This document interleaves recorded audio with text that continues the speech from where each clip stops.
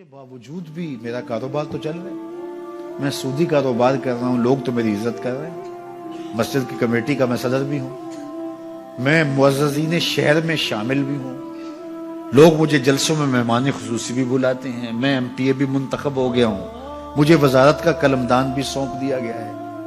وہ میاں اللہ کی نظر میں ان چیزوں کی اہمیت ہی نہیں ہے، یہ چیزیں ہوتی کیا ہیں؟ وہ یہ نہیں چھینتا، وہ ہدایت چھینتا، وہ روٹی نہیں چھینتا، وہ تو نمرود کو بھی روٹی دیتا تھا۔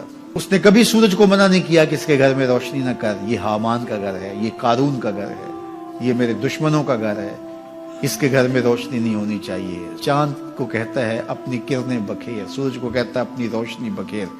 جس طرح باجزید کے گھر میں روشنی ہوتی ہے، اس مکار کے گھر میں بھی ایسی روشنی ہوتی ہے، فرق نہیں پڑتا۔ تو وہ کرم نوازیاں تو نہیں رکتی، لیکن اللہ جب کسی سے ناراض ہوتا ہے تو اس سے ہدایت کی توفیق سلب کر لیتا ہے، تو اعلان جنگ ہوتا ہے۔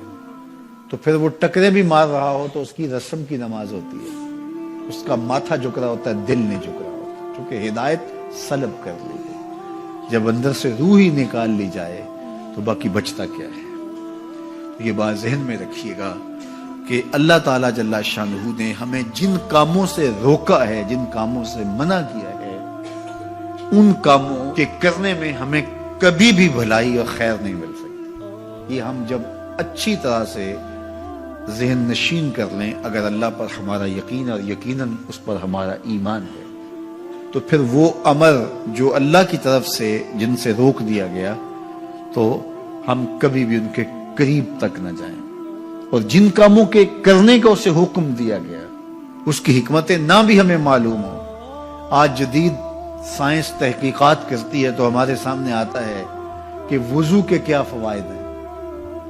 آج ہمیں لوگ بتاتے ہیں کہ جناب آپ امامہ باندھیں گے تو سن سٹروک سے بچ جائیں گے۔ آج دنیا تحقیق اور جستجو کر کے نماز اور دوران خون اور جو ہے وہ نماز کی برکتیں اور کتنی بیماریوں سے نماز کے ذریعے سے بچنے کی کہانیاں سناتے ہیں۔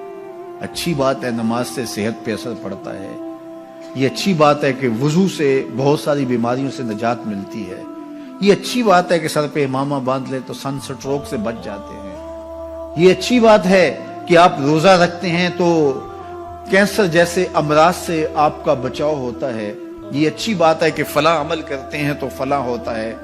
لیکن صاحب، ہم سن سٹروک سے بچنے کے لیے امامہ نہیں باندھتے، ہم محمد عربی کی ادا کے لیے باندھتے ہیں۔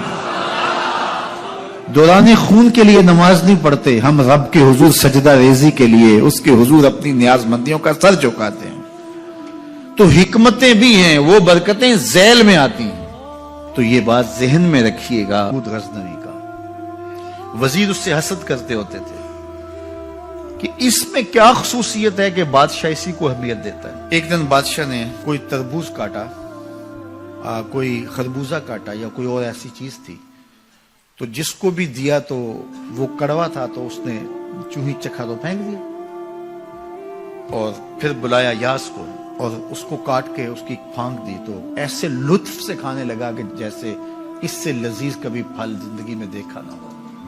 تو سارے اندر ہنس رہے تھے، ایک دوسرے کو آنکھوں سے اشارہ کر رہے تھے، یہ دیکھو بے وقوف۔ تو بادشاہ رک گیا اور کہا کہ ایاز، یہ جو فروٹ تم نے کھایا ہے یہ میٹھا تھا یا کڑوا؟ کہا بادشاہ سلامت کڑوا۔ تو کہا پھر اتنے ذوق سے کیوں کھایا؟ کہا کہ اس ہاتھ سے میں نے میٹھی نعمتیں کھائی ہیں، آج کڑوی ملی ہے تو تھوک دوں؟ کہا ایسا نہیں ہو سکتا۔ تو میاں کڑوا ہو تو وہ بھی قبول کیا جائے، نفس پہ شاک ہو۔ کڑوی وہ چیز ہوتی ہے جو نفس پہ شاک ہوتی ہے، نفس کرنا نہیں چاہتا، لیکن اس کے باوجود تمہارا دل کہے نہیں، یہ مالک کی طرف سے ہے۔ سخت سردی ہے، گرمی کی شدت ہے، پانی ٹھنڈا ہے اور موسم سرد ہے، پانی گرم ہے اور موسم بھی گرم ہے، رات کا پچھلا پہر ہے، تھکے ہوئے ہیں، لیکن آپ اس کے باوجود بھی اپنے رب کے حکم کو بجا لاتے ہیں۔ نفس پہ شاک ہے لیکن سینے میں ٹھنڈ ہی نہیں پڑتی جب اس کے حضور سجدہ ریزی نہیں کر لیتے۔ تو اس کے حکموں کو بجا لانا اور اپنے نفس کو پیچھے کر دینا اور اپنی خواہشات کے گلے پہ چھری پھیر دینا اور مالک کی رضا میں اپنے آپ کو گم کر دینا، یہی زندگی ہے اور یہی بندگی ہے۔ تو اس لیے مجھے اور آپ کو اس بات پہ غور اور تدبر کرنا چاہیے کہ ہم اس مختصر زندگی کو اللہ کے احکام کی مطابقت میں گزارنے کا عزم کریں، وہ بات چھوٹی سے چھوٹی ہو یا وہ بات بڑی سے بڑی ہو، وہ احکام ہماری زندگی کے اندر نافذ العمل ہو۔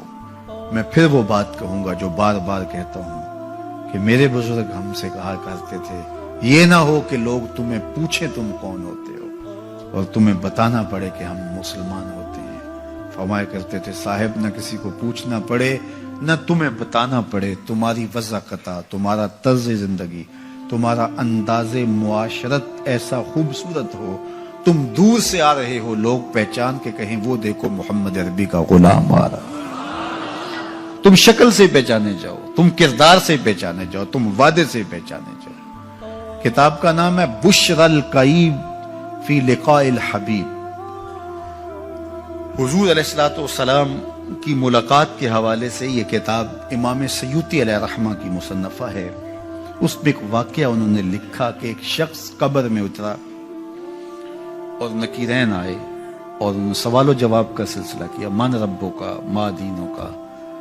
اچھا، اس کی داڑھی میں چند بال سفید تھے جن کو وہ مہندی لگایا کرتا تھا۔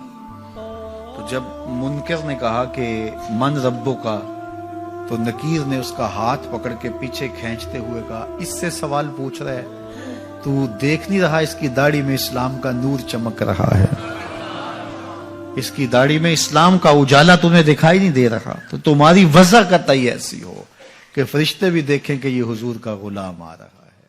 اللہ کے ذکر سے رخ پھیر لے، اللہ کی یاد سے رخ پھیر لے، اللہ کے دین سے اعراض کرے، تو پھر خدا شناسی، قناعت، توکل اور اعمال خیر تو اس سے چھن ہی جائیں گے، اس کو خود فراموشی کے عذاب میں مبتلا کیا جاتا ہے۔ اور قرآن مجید نے ایک دوسرے مقام پہ ارشاد فرمایا، وَلَا تَكُونُوا كَالَّذِينَ نَسُوا اللَّهَ فَأَنسَاهُمْ أَنفُسَهُمْ۔ ان لوگوں کی طرح نہ ہو جانا جنہوں نے رب کو بھلا دیا، وہ بھول گئے، اپنے رب کو بھول گئے۔ غفلت ایسی طاری ہوئی، سویر سے لے کر شام تک اور شام سے سویر تک دنیا دنیا اور دنیا ہی مقصد حیات بن گیا۔ دنیا میں آئے کس لیے تھے، مقصد کیا تھا، بھول گئے۔ میلہ دیکھنے کے لیے آئے تھے، گھر کا راستہ بھول گئے۔ اللہ اکبر۔ تو فرمایا تم ان لوگوں کی طرح نہ ہو جانا۔ پھر اللہ نے انہیں سزا کیا دی، رزق کے دروازے بند کر دیے؟ نہیں۔ ان کی سانسیں چھین لی؟ نہیں۔ سورج کو حکم دے دیا اس کے آنگن میں روشنی نہ بھیجنا؟ نہیں۔ چاند کو چاندنی بکھیرنے سے روک دیا؟ نہیں۔ آب و ہوا روک دی گئی؟ نہیں۔ انہیں کیا سزا ملی جنہوں نے رب کو بھلا دیا؟ فرمایا فَأَنسَاهُمْ أَنفُسَهُمْ۔ اللہ نے انہیں ان کی ذاتوں سے انہیں بے خبر کر دیا۔ جو خدا فراموش ہوئے وہ خود فراموش ہو گئے، انہیں اپنے آپ سے ہی آگاہی نہ رہی۔ اور مجھے بتاؤ، جسے یہ بھی نہ پتا ہو کہ میں کون ہوں، اپنی شناخت جو بھول جائے، اس کے پلے ہوتا کیا ہے؟ اقبال نے کہا تھا نا، اپنے من میں ڈوب کر پاجا سراغے زندگی، تو میرا نہیں بنتا تو نہ بن، اپنا تو بن۔ مجھے بتائیے، 6 فٹ کا جوان ہو، قدے رانا رکھتا ہو، اس کی آنکھیں عقابی ہوں، ماتھا کشادہ ہو، رنگ چمک رہا ہو، ہونٹ گلابی ہوں، لیکن اس کی قمیض کے پیچھے گھر کا ایڈریس لکھا ہو کہ کسی کو ملے تو اس ایڈریس پہ پہنچا دے، تو آپ اس کا چہرہ دیکھ کے کہتے ہیں واہ کیا جوان رانا ہے، کیا اس کے ہونٹ گلابی ہیں، کیا نرگسی آنکھیں ہیں، کیا خوبصورت چہرہ ہے، کیا شمشاد قد ہے۔ لیکن اچانک نظر پڑی تو اس کے گھر کا ایڈریس اس کی قمیض کے پیچھے لکھا تھا۔ آپ نے کہا میں نے دور سے دیکھا، اس کا تو توازن عقلی ہی ٹھیک نہیں، یہ تو بیچارہ جو ہے وہ پاگل ہے۔ تو قد کاٹ ہونے کے باوجود گھر کا ایڈریس پیچھے لکھ دیا گیا، تو اب ہر کوئی سمجھتا ہے کہ یہ بیچارہ فہم و ادراک کے نور سے خالی ہے۔ قدے رانا پہ ترس آنے لگ جاتا ہے، اور وہ آنکھیں جن میں ڈوب جانے کو، جھیل جیسی آنکھوں میں غوطہ لگانے کو جی چاہتا تھا، تو اب ترس آنے لگ جاتا ہے کہ یہ بیچارہ تو خود فراموش ہے۔ اللہ فرماتا ہے جس نے رب کو بھلا دیا، تم یہ نہ دیکھو اس کے بنگلے کتنے ہیں، یہ نہ دیکھو اس کے پاس کوٹھیاں کتنی ہیں، یہ نہ دیکھو اس کی چمکتی ہوئی کتنی لمبی گاڑی ہے، یہ نہ دیکھو کہ عالی نسب ٹاؤن کے اندر اس کا گھر ہے، یہ نہ دیکھو اس کا بینک بیلنس کتنا ہے، ہاں یہ بھی نہ دیکھو اس کے پاس وزارت کا قلم دان ہے، یہ بھی نہ دیکھو کہ یہ وزارت عظمیٰ کی کرسی پہ بیٹھا ہوا ہے، یہ بھی نہ دیکھو کہ اقتدار کی مسند پہ جھولتا ہے، یہ بھی نہ دیکھا ہو کہ یہ ڈائس پہ کھڑے ہو کے نعرے لگاتا ہے، لوگ آگے سے جواب دے کے واہ واہ کے ڈونگرے برساتے ہیں۔ کہا اس کی قمیض کے پیچھے لکھا ہوا ایڈریس پڑھ لو، فَأَنْسَاهُمْ أَنفُسَهُمْ، یہ وہ شخص ہے کہ جو اپنا پتہ بھول چکا ہے، جسے پتہ ہی نہیں کہ میں کون ہوں، اس دنیا پہ آیا کیوں، جو آ کے بھول گیا ہے، اسے گھر کا رستہ ہی نہیں مل رہا اور یہ بھاگا پھر رہا دنیا کے اندر۔ کیا بتائیں احباب، کیا کارنامائیاں کر گئے، بی اے کیا، نوکر ہوئے، پینشن ملی اور مر گئے، زندگی کا مقصد ہی نہیں ملا۔ کہا جو اس دنیا میں اندھا رہا کل قیامت کے دن بھی نابینا اٹھایا جائے گا۔ اس سے ان آنکھوں کی بے نوری مراد نہیں ہے، اس سے دل کی بے نوری مراد ہے۔ اسی لیے اقبال نے کہا تھا دل بینا بھی کر طلب خدا سے، کہ آنکھ کا نور دل کا نور نہیں ہے، آنکھ کا نور اور ہے، دل کا نور اور ہے۔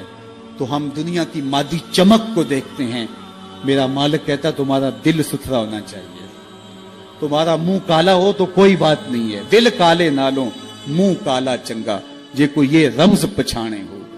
اصل تو دل کی پاکیزگی ہے، اور دل رب کے ساتھ وابستہ ہو، اس کے رسول کے ساتھ وابستہ ہو۔ تو جس نے اللہ کے دین سے رخ پھیرا، اعراض کیا، تو پھر اس کا نتیجہ کیا ہو کہ اس کی زندگی تلخ ہو جائے گی۔